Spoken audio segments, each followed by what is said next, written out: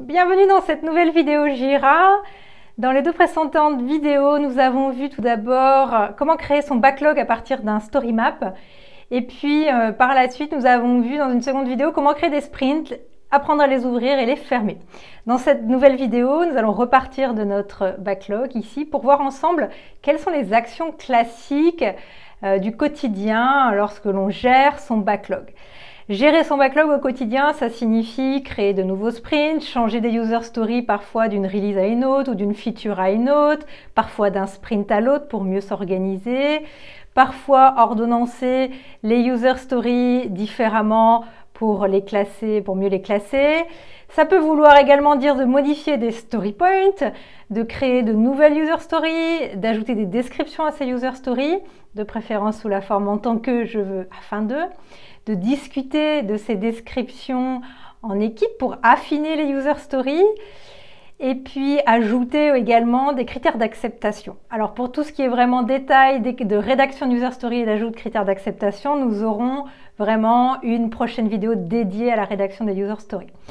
Dans le cadre de cette vidéo, vraiment revenons à toutes les actions du quotidien. Commençons par créer deux sprints. Donc actuellement, nous avons un sprint qui est actif, notre sprint 2. Et puis créons un prochain sprint. Et puis pourquoi pas un quatrième sprint.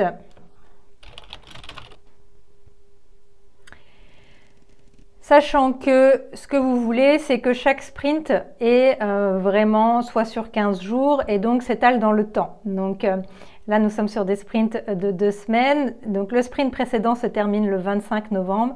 Donc nous voulons faire commencer ce sprint 4 au 25 novembre. Voilà, donc vous pouvez éditer les sprints à tout moment. D'ailleurs, vous pouvez les éditer comme les supprimer. Donc voilà pour la création de sprint et vous pouvez créer comme cela autant de sprints que vous le souhaitez pour vraiment planifier et organiser votre backlog au mieux. Autre petite chose que l'on vient de nous demander, c'est de modifier la feature de notre ticket ajouter le produit au panier qui finalement ne dépend plus de la feature acheter mais de la feature sélectionner. Eh bien rien de plus simple, voilà, vous déplacez votre ticket.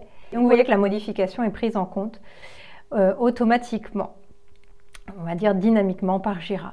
Et puis par exemple, déposer le carton à l'envoi, eh bien il se trouve que ce ticket ne dépend plus de la première release mais de la seconde. Donc même chose, vous pouvez modifier et vous voyez ici la modification prise en compte. Donc modifier des features, des releases, ça fait partie vraiment des actions classiques de gestion de son backlog.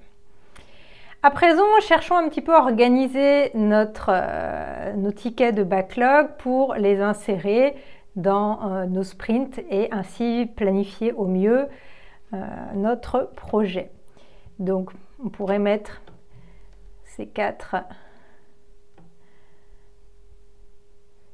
prochains tickets dans notre sprint 3 et puis ces 5 tickets dans notre sprint 4 et puis finalement se rendre compte que ajouter une photo ce serait pas mal qu'il passe dans le sprint 3. Voilà, donc vraiment vous pouvez passer des tickets d'un sprint à l'autre facilement. Donc autre petite chose que vous allez faire couramment, c'est peut-être réorganiser des tickets. Vous voulez voir ajouter une photo avant, ajouter une description et puis peut-être avoir vraiment vos features recevoir en haut de votre liste du sprint. D'autre part, donc, nous voyons qu'ici dans notre sprint 3, nous avons pour certaines user stories une estimation, mais pas pour toutes. Alors ajoutons à livrer notre commande, notre estimation ici de 3. Et puis il se trouve que récupérer la commande, finalement, c'est une estimation non plus de 2, mais de 3. Et ajouter une photo, une estimation de 5.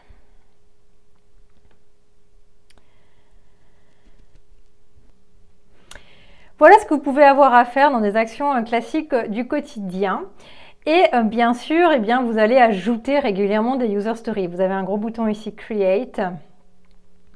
Et voilà, Jira va vous proposer, donc dans notre projet formation Jira, de créer des features, des user stories, des user techniques, des anomalies, donc un certain nombre de tickets. Donc là, nous allons rester sur la création d'une user story. Ce qui nous a été demandé est de créer une user story pour pouvoir payer avec une carte cadeau. Et vous allez ici insérer votre description.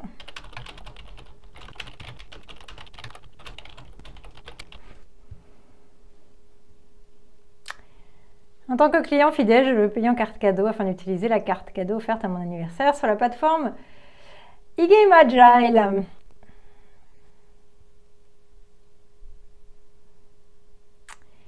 Et voilà, donc vous avez à présent dans votre backlog cette nouvelle user story qui vient d'être créée. Et puis, vous pouvez vouloir l'insérer pour la planifier dans votre sprint 4. Et cette user story payée en carte cadeau va dépendre de la feature achetée et sera planifiée en release 2. Ce que nous pouvons regarder également un petit peu plus en détail, c'est que donc pour chaque ticket, vous avez par défaut la personne qui reporte le ticket, qui le crée, qui est intégré. Et puis ici, par défaut, en unassigned, la personne à qui est assigné ce ticket. Donc les assignations se feront pendant les sprints, une fois que les sprints sont ouverts. Donc nous voyons ici à présent notre description. Et puis vous pouvez également ici ajouter des commentaires.